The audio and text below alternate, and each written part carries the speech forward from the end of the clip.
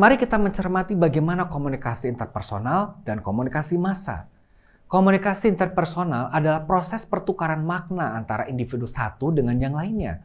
Komunikasi interpersonal juga merupakan komponen utama dalam perilaku organisasi pada setiap level. Demikian pandangan Harris. Komunikasi interpersonal sangat penting untuk merekrut karyawan, sukses dalam pekerjaan, dan menjadi kolega maupun manajer yang efektif. Di era industri, komunikasi paling banyak terjadi di antara individu, berinteraksi dengan kelompok kecil, terutama melalui kanal tatap muka seperti rapat. Komunikasi organisasi berasal dari penemuan mesin cetak yang memungkinkan orang mengirimkan pesan yang sama kepada sejumlah orang. Penerbitan surat kabar dan buku merupakan bentuk awal dari komunikasi massa pada abad ke-18 dan 19. Hari ini, organisasi menghubungkan keduanya, baik komunikasi interpersonal dan komunikasi massa melalui surat di bawah kontrol profesional. Contohnya email blast price leads, undangan peluncuran produk baru, dan lain sebagainya. Komunikasi internal dan komunikasi eksternal. Ada tradisi panjang mengenai perbedaan komunikasi dalam lingkup organisasi yang terlibat di dalam internal dan audiens secara luas eksternal. Perbedaan ini tercermin pada wilayah fungsional.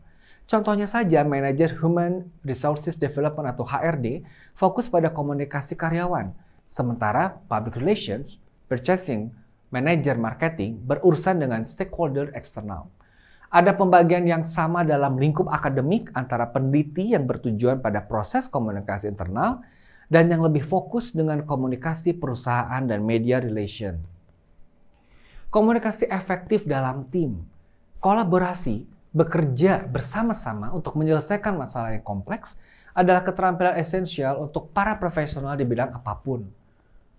Manusia pasti memerlukan kerjasama dalam beberapa aktivitas pekerjaannya, dan keterampilan komunikasi menjadi hal yang sangat penting. Tim adalah suatu unit yang terdiri dari 2 orang atau lebih yang bekerja untuk mencapai tujuan bersama. Tim kerap menjadi inti manajemen partisipatif, upaya untuk melibatkan karyawan dalam pengambilan keputusan. Perusahaan menggunakan berbagai macam format dan ukuran tim dengan perbedaan struktur dan formalitas. Di mana tim yang paling sederhana berisi 2 orang yang ditugaskan untuk berkolaborasi dalam satu tugas, tanpa formalitas selain kewajiban untuk menyelesaikan tugas. Sebuah tim juga bisa saja memiliki ratusan anggota atau lebih beserta struktur manajemen formalnya. Ada tim yang menunjuk pemimpin atau manajer, ada juga yang mengelola tim sendiri. Tim lintas divisi adalah tim yang mencakup orang-orang yang terdiri dari lebih dari satu departemen dalam perusahaan. Tim lintas divisi adalah model yang kuat karena terdiri dari orang-orang yang bertalenta berbeda.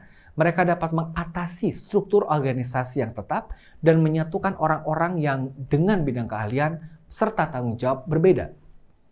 Tim lintas divisi juga harus berkoordinasi, mengkoordinasikan pekerjaan orang-orang dengan prioritas berbeda dan yang secara resmi melapor kepada manajer di berbagai bagian perusahaan. Tim seperti itu lebih rentan terhadap konflik dan persaingan internal daripada tim dengan fungsi tunggal dan membutuhkan kepemimpinan yang kuat untuk dapat sukses. Tipe tim dalam bisnis secara umum.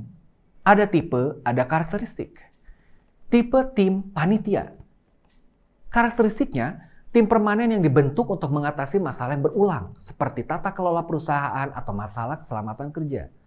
Tipe kedua, pemecah masalah, yaitu tim yang bekerja untuk menganalisis masalah, merekomendasikan, memberikan solusi, dan dalam beberapa kasus dapat mengimplementasikan solusi, kadang-kadang disebut sebagai gugus tugas, sifatnya tidak permanen.